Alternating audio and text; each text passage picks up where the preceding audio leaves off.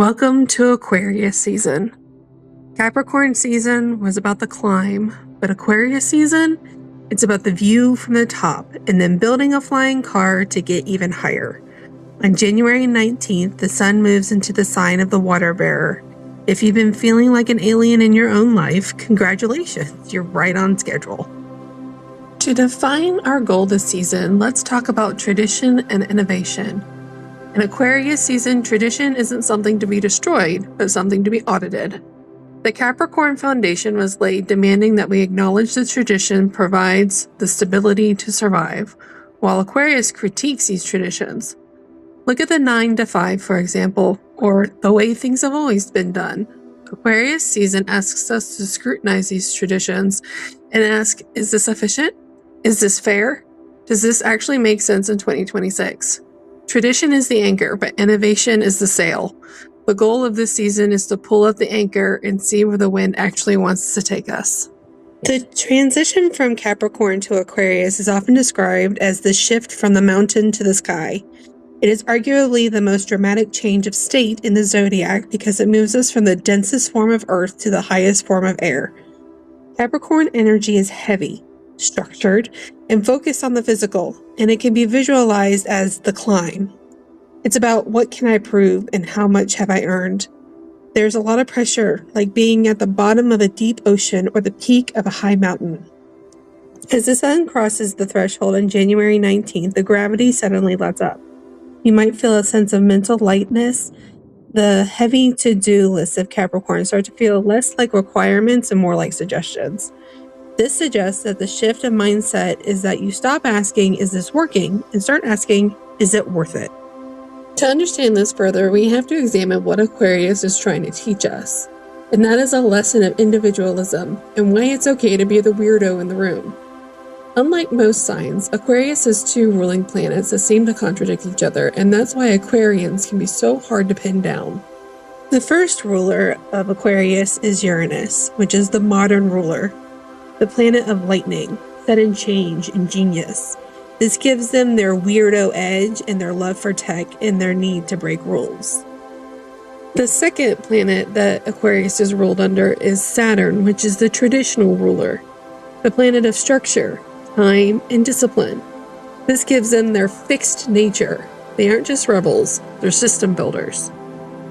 The vibe of an Aquarius doesn't just want to fight the man. They want to build a better version of the world that makes the man obsolete. Aquarius is an air sign, intellectual and social, but they're often described as the lone wolves of the zodiac. Aquarians likely have 1,000 acquaintances, but only 2 people they truly trust. They thrive in large groups. This is called the ensemble cast, because it allows them to stay somewhat anonymous while being part of the energy. Main character energy is out for this season and ensemble cast is in. This is the ultimate ego evolution. Main character energy is fading, and it belongs in the sign of Leo, the polar opposite of Aquarius. While Leo is about the individual sun shining bright, Aquarius is about the starlight of a billion distant suns working together to light up the night. Here's why the ensemble cast is the winning strategy for 2026. We have officially entered a 20-year cycle where power is being stripped away from single centralized figures, the main character, CEOs, gurus, and dictators, and handed back to the decentralized networks. MCE requires a lot of maintenance. You have to constantly curate your life to look like a movie. Aquarius, the sign of authenticity, finds that exhausting and fake. The shift here is that people are tired of watching one person succeed. They want to see a group of friends, a collective of artists, or a community of activists winning together. Aquarius rules the 11th house of the zodiac, the house of groups, hopes, and wishes. One person can only have one perspective. An ensemble cast brings multiple perspectives, which is the only way to solve complex problems of 2026.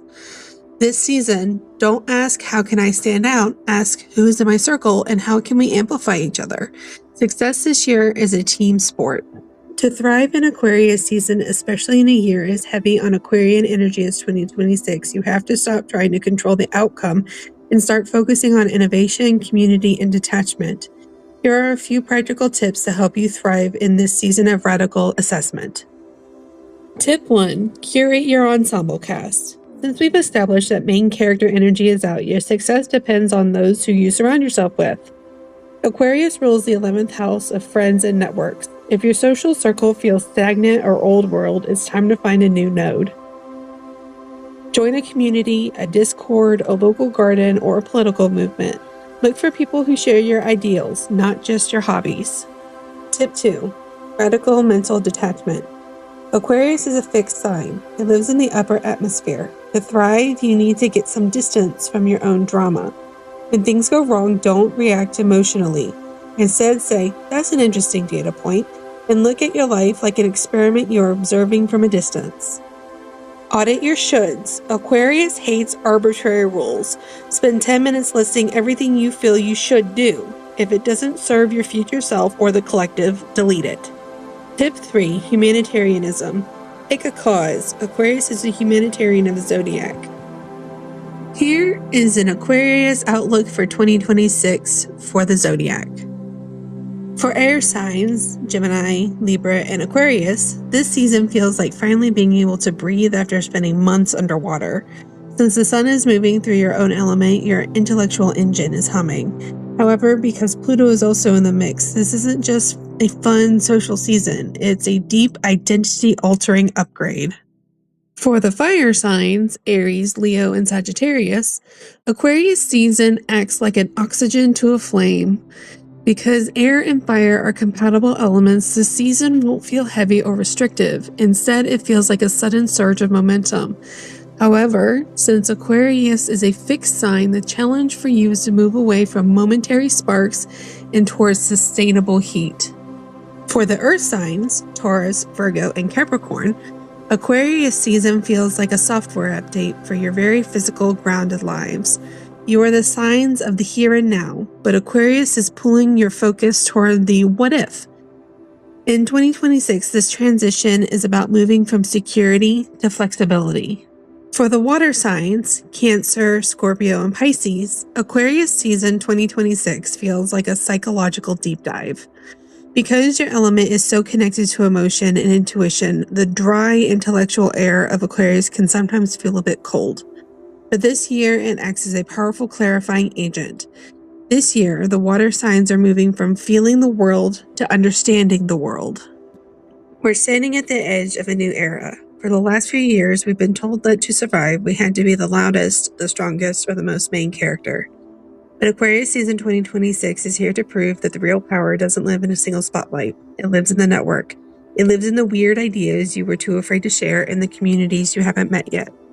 As the sun moves through the sign of the water bearer, remember the water in that jug isn't just for you, it's for everyone. This month, I challenge you to be an architect of the future. Lean into the glitch in your personality, find your ensemble cast, and don't be afraid to leave the old world behind. The gravity of the past is letting go. It's time to see how high you can actually fly. Before you go, I want to hear from you. What is one radical change you're making this season? Drop it in the comments. Let's start building that ensemble cast right here. If this guide helped you find your footing for the weeks ahead, hit that like button and subscribe.